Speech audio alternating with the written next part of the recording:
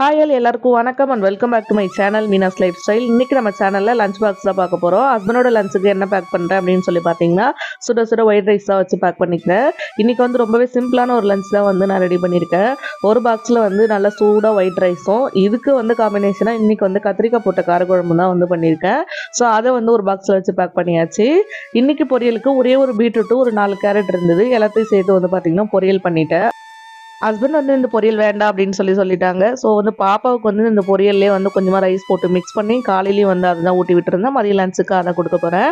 ஹஸ்பண்ட்க்கு வந்து இன்றைக்கி சைட் டிஷ்ஷாக வந்து பார்த்திங்கன்னா மசால் வடை தான் பண்ணுறேன். நேற்று கொஞ்சம் மசால் வடை பண்ணிவிட்டு அதில் கொஞ்சம் மாவு வந்து எடுத்து வச்சுருந்தேன்.